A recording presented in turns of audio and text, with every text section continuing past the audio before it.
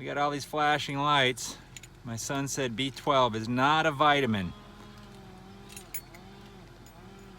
Let's fix it.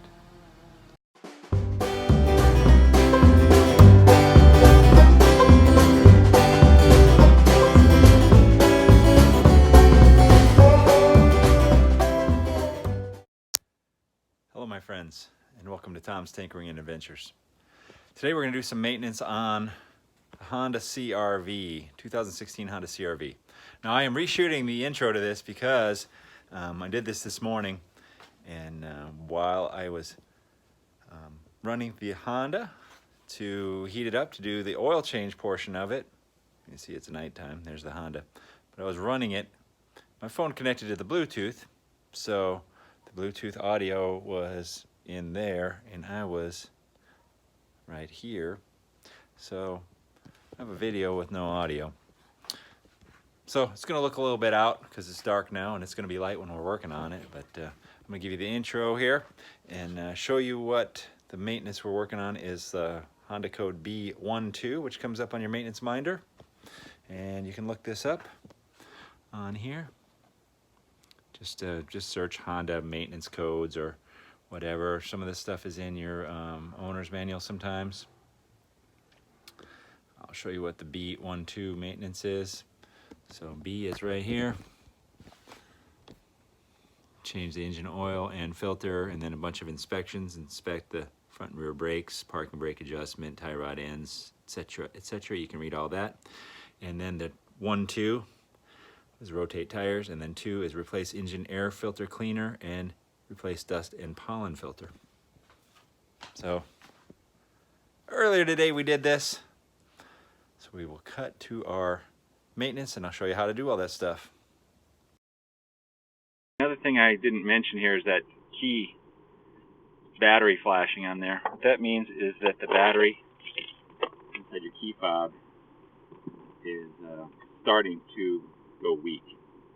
I don't have a battery right now, but once we get done with this, we'll just run to the store and grab one real quick, and I'll show you how to do that in this video as well.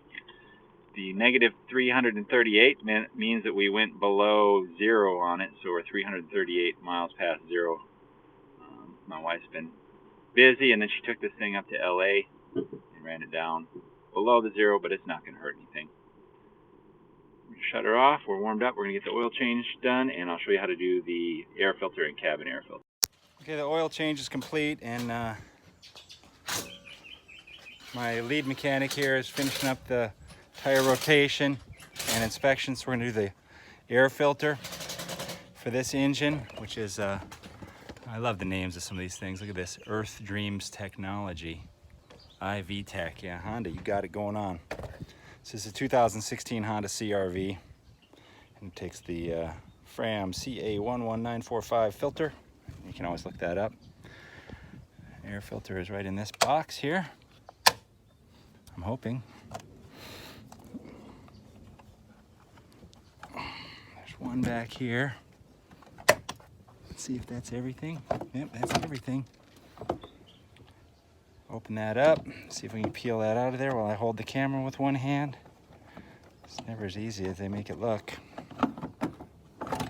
And we were due to change that out. Look at that. Pretty dirty. Always want to make sure you got the right one. Just kind of size it up. And we'll sneak that back in there. I'll have lead mechanic Aaron do this. I'll run the camera. Watch those clips there, son. And the trick to these kind of filters is making sure you got it seated in there.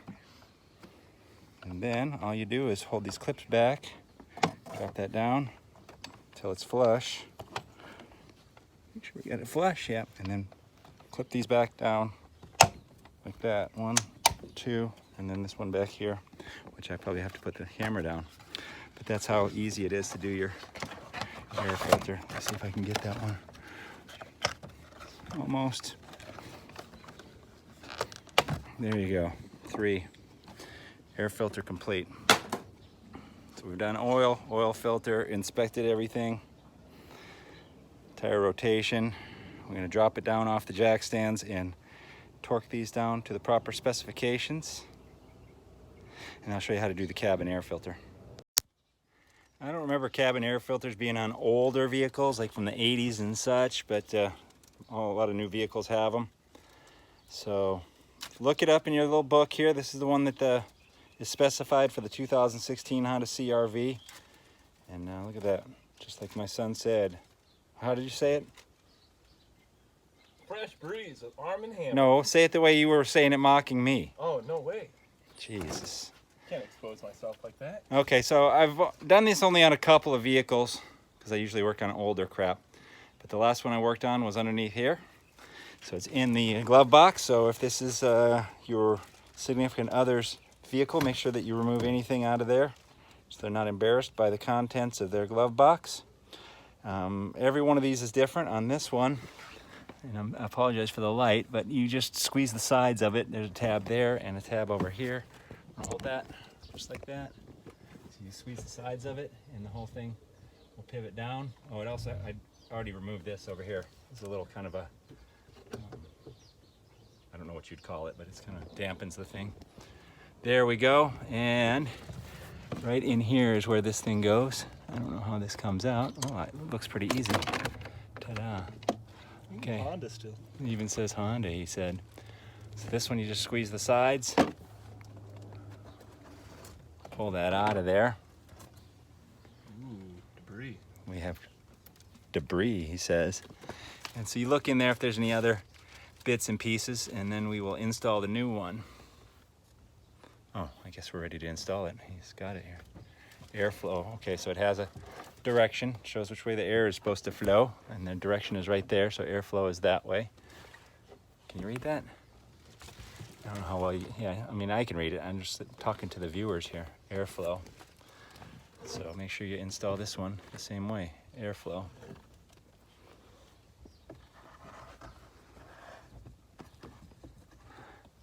Okay, I guess that's in there.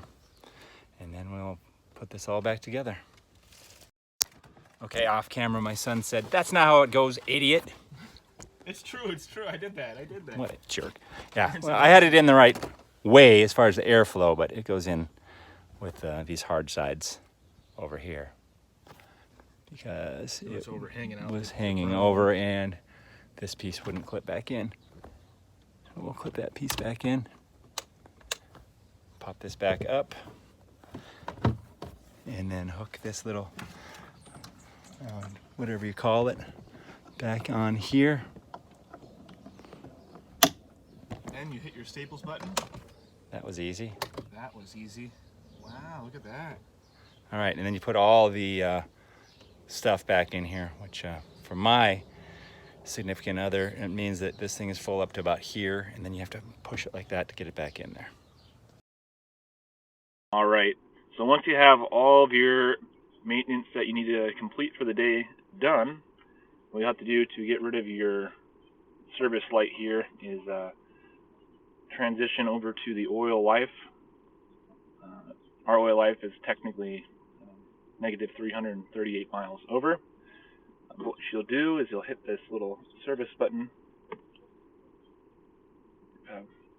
10 seconds.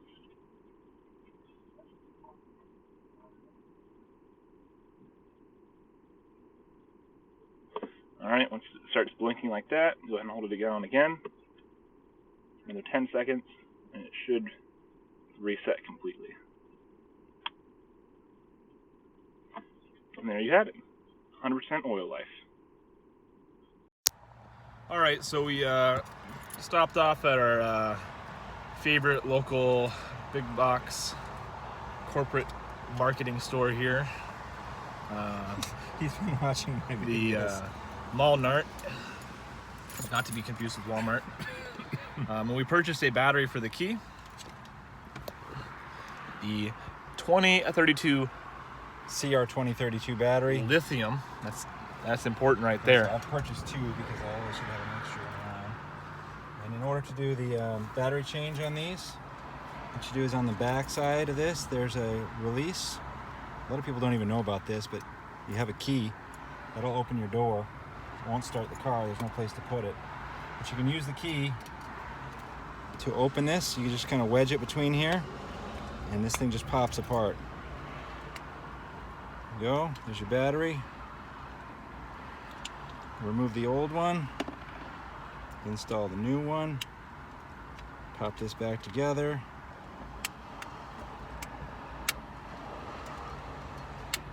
Should be just as easy as that. There we go. Insert the key back in there. And now, I'm trying not to go to Bluetooth audio here, but if you do, it should still be okay. Let's see if the battery. There you go. No longer had that little flashing battery symbol on there. All right, so that's your B12 service, along with the changing the battery on your remote. Man, a little bonus feature included. And thank you very much, Aaron, for helping out today. We knocked this out super quick. I don't take this into the Honda dealer. I don't know how much something like this would cost, but it's very easy, so you should be able to do it yourself. Watch the video, and as I always say, RTFM, read the freaking manual. I'm just showing you the basics. So when it comes down to the torque specs and all that sort of stuff, you want to make sure you have all the correct info. Don't just trust some weird looking guy on YouTube. If you're digging what I'm putting out, give me a thumbs up, and hit if you that would, subscribe button and also the notification bell to get reminded every time that Tom's Tinkering Adventures posts a video. Leave some comments down below, because I like to hear from y'all out there, and I will reply and respond and smile and laugh and even love your comments. What? In the heart. Thank you very much for watching. Get out there and find your adventure. Adios.